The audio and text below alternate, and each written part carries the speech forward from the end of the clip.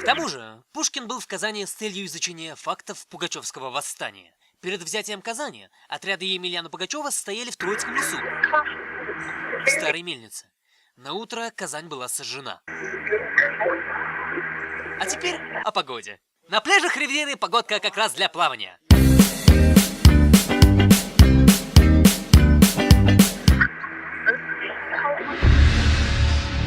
Релакс FM.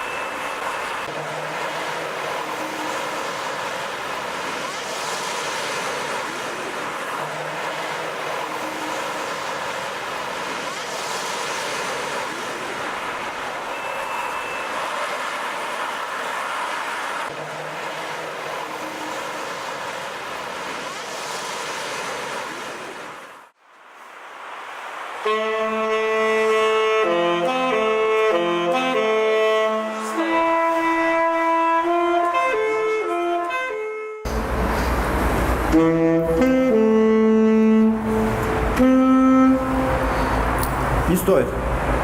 Мне не нужны деньги. А что ты тогда тут делаешь? Всему есть причина. Ты тоже не случайно тут стоишь. Мне тут недавно одна книга попалась.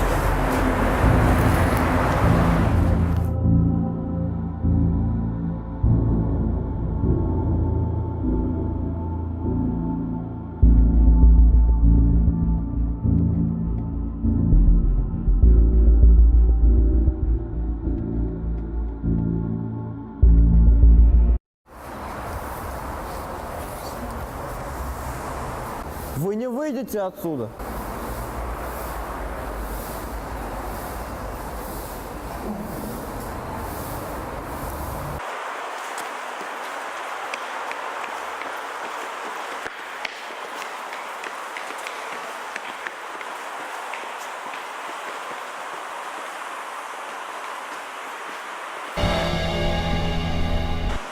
Пошли обратно.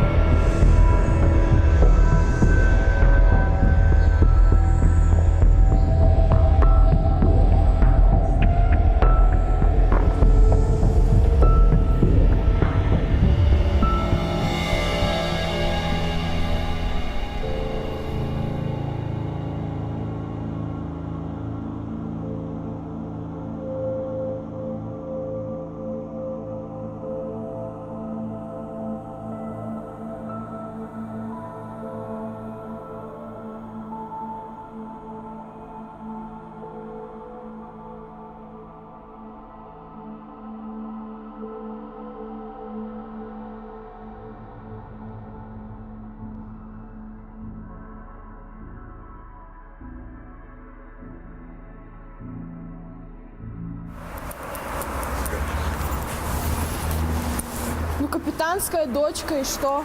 Мне пустые страницы, на них как будто что-то есть. Я думаю, от вас хотят, чтобы вы заполнили их.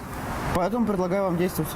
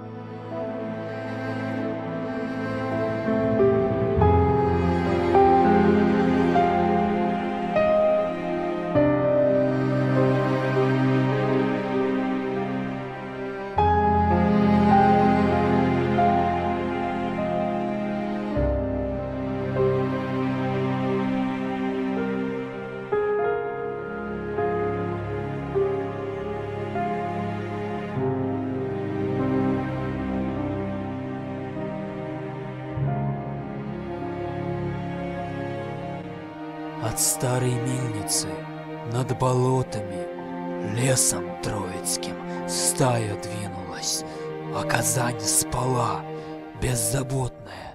Рать смертью ринулась и дома сожгла, убивая всех.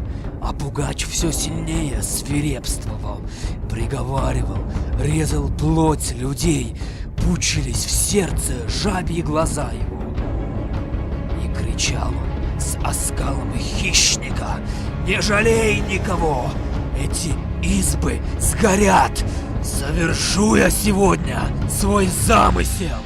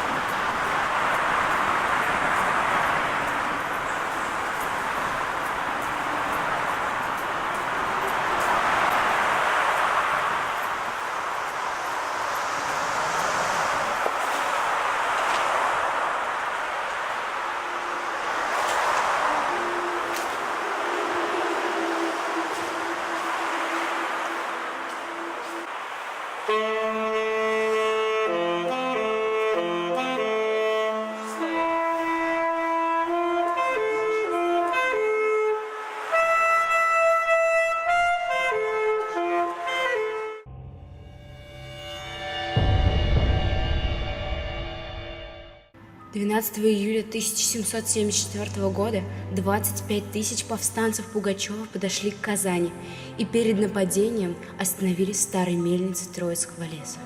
Это событие описывал Александр Сергеевич Пушкин в книге «Капитанская дочка».